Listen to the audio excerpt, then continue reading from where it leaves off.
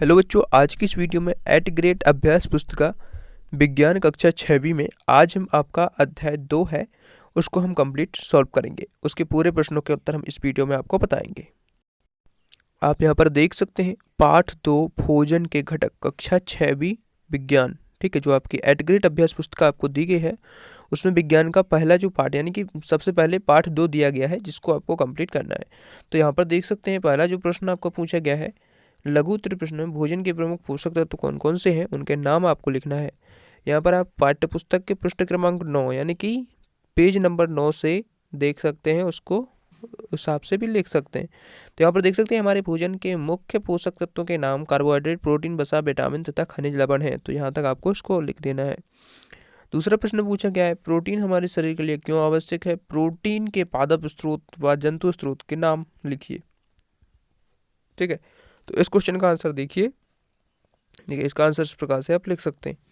शरीर की वृद्धि तथा स्वस्थ रहने के लिए प्रोटीन हमारे शरीर के लिए आवश्यक है। मांस, मछली, सोयाबीन आदि प्रोटीन के स्रोत हैं। ठीक है, इस प्रकार से इसका आंसर हो जाएगा। अगला क्वेश्चन पूछा गया क्वेश्चन नंबर 3 है, जो तीसरा क्वेश्चन है आहारी रेशे या रूक्षांश के मुख्य स्रोत कौन कौन से हैं, इसका क्या कार्य है। तो इसको आप विज्ञान की पाठ्यपुस्तक यानी कि कक्षा 6वीं विज्ञान की पाठ्यपुस्तक से पेज नंबर 13 से देख सकते हैं। आहारी रेशे के मुख्य स्रोत साबुत खाद्यान्न, दालें, आलू, ताजे फल, सब्जियां हैं। रूक्षांश बिना पचे भोजन को बाहर निकालने में हमारे शरीर की सहायता करते हैं। ठीक है, तो ये आपका आंसर हो जाएगा। अगला क्वेश्चन देखते हैं, फोर्थ क्वेश्चन है, चौथा क्वेश्चन है किसी कागज पर तेल की बूंद गिर जाने पर धब्बा क्यों बन जाता है। इस धब्बे से होकर आने वाला प्रकाश कैसा दिखाई देता है। तो किसी कागज पर तेल की बूंद गिर जाने पर वसा की उपस्थिति के कारण धब्बा बन जाता है। इस धब्बे से होकर आने वाला प्रकाश धुंधला दिखाई देता है। ठीक है, तो ये आपका पेज नंबर 3 हो गया। आगे बढ़ते हैं। अगला आपका पेज है लघु उत्तरीय प्रश्न आपका 5वां पूछा गया है कार्बोहाइड्रेट के प्रमुख स्रोतों को चित्र बनाकर उनके नाम लिखिए। ठीक है, तो यहाँ पर देख सकते हैं कार्बोहाइड्रेट के प्रमुख स्रोत कौन कौन से हैं। पपीता, आम, मक्का, गेहूं, आलू, तरबूज इत्यादि आपकी बुक में भी दिए गए हैं, उसमें से देखकर आपको चित्र भी बनाना है। चित्र में आप देखिए तरबूज इस प्रकार से बना सकते हैं, उसके बाद गेहूं का चित्र बना सकते हैं और आलू का चित्र आप इस प्रकार से बना सकते हैं। ठीक है, इसको कलर भी कर सकते हैं। उसके बाद देखिए अगला प्रश्न आपका है, छठवां प्रश्न है विटामिन सी के प्रमुख स्रोतों को चित्र सहित बताइए। तो यहाँ पर विटामिन सी के प्रमुख स्रोत कौन कौन से हैं। नींबू, आंवला, संतरा, टमाटर। तो नींबू का चित्र बना देंगे, टमाटर का और संतरा का, इस प्रकार से आपको बना देना है। अगला प्रश्न आपका पूछा गया है, 7वां प्रश्न है अभावजन्य रोग किन्हें कहते हैं। तो वे रोग जो लंबी अवधि तक पोषकों के अभाव के कारण होते हैं उन्हें अभावजन्य रोग कहते हैं। बहुत समय तक हमने कुछ नहीं खाया, मतलब जैसे कि विटामिन की कमी हो जाती है बहुत समय तक, तो ऐसे जो रोग होते हैं उन्हें अभावजन्य रोग कहते हैं। और विटामिन सी की कमी हो जाती है, कभी विटामिन ए की कमी हो जाती है, तो इनसे जो रोग हो जाते हैं उन्हें अभावजन्य रोग कहते हैं। उसके बाद आगे देख सकते हैं 8वां प्रश्न आपका है संतुलित आहार हमारे शरीर के लिए क्यों आवश्यक है। तो देखिए एक या एक से अधिक पोषक तत्वों के अभाव से हमारे शरीर में रोग अथवा विकृतियां यानी कि जो रोग हैं वो उत्पन्न हो जाते हैं। अतः सभी अभावजन्य रोगों की रोकथाम हेतु संतुलित आहार हमारे शरीर के लिए आवश्यक है।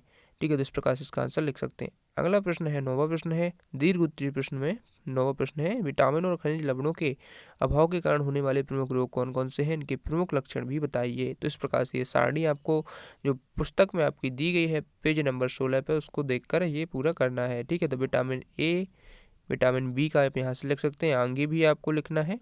ठीक है, विटामिन बी के बाद विटामिन सी यहाँ पर लिख सकते हैं, उसी में आपको पूरा लिखना है। ठीक है, विटामिन डी, आयोडीन और लौह और उसकी कमी से जो रोग होते हैं वहाँ पर ये लिखे हुए हैं और उनके लक्षण जो हैं यहाँ पर लिखे हुए हैं। ठीक है, इस प्रकार से इसको लिख सकते हैं।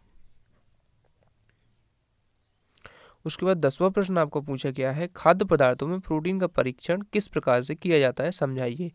तो देखिए इसको आप यहाँ से लिखेंगे, जिस खाद्य पदार्थ का परीक्षण करना होता है तो पहले उसको पेस्ट के रूप में बना लेते हैं, चूर्ण उसका बना लेते हैं, फिर उसको थोड़ी मात्रा उसकी लेकर हम उसे पीस कर या मसल कर एक साफ परख नली में डाल देते हैं। अब उस परख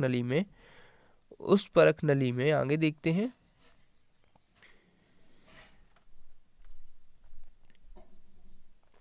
देखिए यहाँ से आप आगे देख सकते हैं उस परख नली में 10 बूंद जल की डालकर उसे अच्छी तरह से हिलाएंगे। अब ड्रॉपर की सहायता से परख नली में 2 बूंद कॉपर सल्फेट का विलयन तथा 10 बूंद कॉस्टिक सोडा का विलयन डालते हैं। अब परख नली को अच्छी तरह से हिला लेंगे। कुछ मिनटों बाद हम देखेंगे कि परख नली में डाले गए पदार्थ का रंग बैंगनी हो गया है। बैंगनी रंग खाद्य पदार्थ में प्रोटीन की उपस्थिति दर्शाता है। यदि वो बैंगनी रंग का हो गया है, ठीक है, जो हमने मिश्रण बनाया है, तो हमें समझ में आ जाएगा कि इसमें प्रोटीन है। ठीक है, तो इस प्रकार से इसको आप लिख सकते हैं यहाँ तक। तो यहाँ तक आपको पूरा आपका अध्याय 2 है जो पूरा हो चुका है। आगे के अध्याय इसी प्रकार से इस चैनल पर आपको प्रोवाइड कराए जाएंगे। आपको सभी विषयों के उत्तर बताए जाएंगे, प्रश्नों के जो उत्तर हैं। तो इस चैनल को सब्सक्राइब कर लीजिए, जो लाल बटन दिख रहा है वीडियो के नीचे उसको सब्सक्राइब जरूर कर लीजिए इस चैनल को। थैंक्स फॉर वॉचिंग, मिलते हैं अगले वीडियो में।